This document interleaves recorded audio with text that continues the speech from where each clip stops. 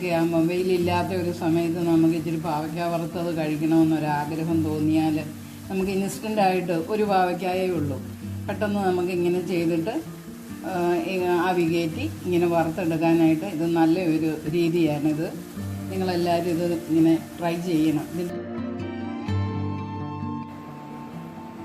നല്ല ഈസി ആയിട്ട് നമുക്ക് നന്നായിട്ട് ക്രിസ്പി ആയിട്ട് ഇത് വറുത്തെടുക്കാൻ പറ്റും. നമ്മൾ ഫ്ലാറ്റിലൊക്കെ ഉള്ളവർക്ക് ഇത് വെയിൽ കൊള്ളിക്കാനും ഉണങ്ങാനും ഒന്നും നടക്കണ്ട.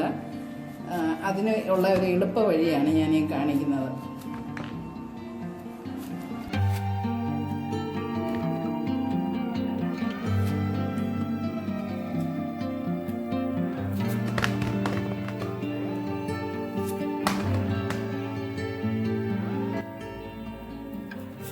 നമ്മൾ പാവയ്ക്ക അരിയുമ്പം ഇത് ഒത്തിരി കനം കുറയണ്ട, ഒരേ കനത്തിൽ അരിയാനായിട്ട് നമ്മൾ ശ്രദ്ധിക്കുക. കാരണം നമ്മളിതിന് ആവി കയറ്റുന്നുണ്ട്. ആവി കയറ്റുമ്പോൾ അങ്ങനെ വെന്തളിഞ്ഞു പോകും. ചുമ്മാ ഒന്ന് ആവി കയറ്റണം. അപ്പോൾ ഒരേ കനമായിരിക്കണം.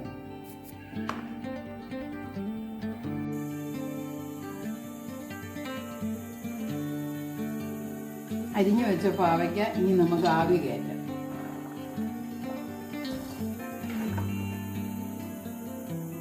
നമുക്കിനി കുറച്ച് തേങ്ങാക്കൊത്ത്,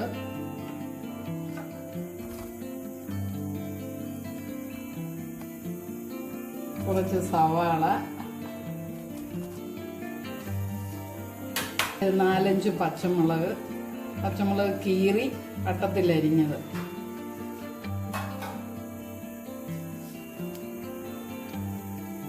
ആവശ്യത്തിന് ഉപ്പ്, ചെറുതായിട്ട് ആവി കയറാൻ വേണ്ടി ഒരല്പം വെള്ളം. ആവി കയറിയാൽ മാത്രം മതി. ഒത്തിരി വെള്ളം ഒഴിച്ചു കഴിഞ്ഞാൽ വെന്ത് പോകും. ഈ തീ കത്തിച്ച് നമുക്കിത് നന്നായിട്ട് ഇളക്കി എല്ലാം കൂടെ ഒന്ന് മിക്സാക്കി ആവി കയറാനായിട്ട് വയ്ക്കാം. ഇതെല്ലാം ചേർക്കുന്നത് തേങ്ങ കൊത്തിയിടുന്നത്, സവാള ഇതിന് വേണ്ടി ചേർത്തത്, ഇതെല്ലാം നമ്മുടെ പാവയ്ക്കായുടെ കയ്പിനെ കുറയ്ക്കാൻ വേണ്ടിയിട്ട് ചെയ്യുന്നതാണ്. ഇതിനി നന്നായിട്ട് ആവി കയറി ഒന്ന് വാടുമ്പോഴത്തേക്ക് നമുക്ക് തീ ഓഫ് ചെയ്യണം. നമ്മുടെ പാവയ്ക്ക ഇടയ്ക്ക് നമ്മളിങ്ങനെ ഒന്ന് ഇളക്കി കൊടുക്കണം. അടിയിൽ കിടക്കുന്നത് മേളിൽ വരാനായിട്ടും എല്ലാ സൈഡെല്ലാം ആവി കയറാനായിട്ടും നമ്മളിങ്ങനെ ഇളക്കി കൊടുക്കണം. ഈ സമയത്ത് നമുക്ക് അല്പം മഞ്ഞൾ പൊടിയും കൂടെ തൂവി കൊടുക്കണം.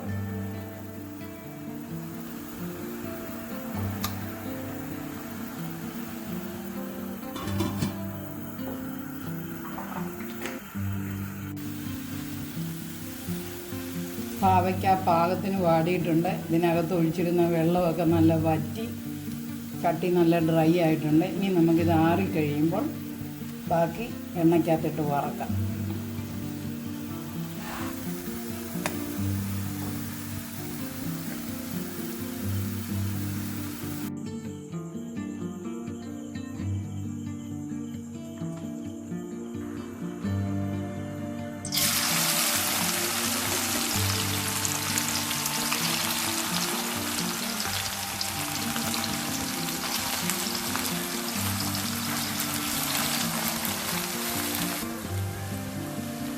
നമ്മുടെ കാലാവസ്ഥയിൽ മഴക്കാലമൊക്കെ ആകുമ്പം വെയിലില്ലാത്ത ഒരു സമയത്ത് നമുക്ക് ഇച്ചിരി പാവയ്ക്ക വറുത്തത് കഴിക്കണമെന്നൊരാഗ്രഹം തോന്നിയാൽ നമുക്ക് ഇൻസ്റ്റൻ്റായിട്ട് ഒരു പാവയ്ക്കായേ ഉള്ളൂ. പെട്ടെന്ന് നമുക്ക് ഇങ്ങനെ ചെയ്തിട്ട് ആവി കയറ്റി ഇങ്ങനെ വറുത്തെടുക്കാനായിട്ട് ഇത് നല്ല ഒരു രീതിയാണിത്. നിങ്ങളെല്ലാവരും ഇത് ഇങ്ങനെ ട്രൈ ചെയ്യണം. ഇതിൻ്റെ കൂടെ നമുക്ക് കറിവേപ്പിലയും കൂടെ ഇടാൻ സമയമായി.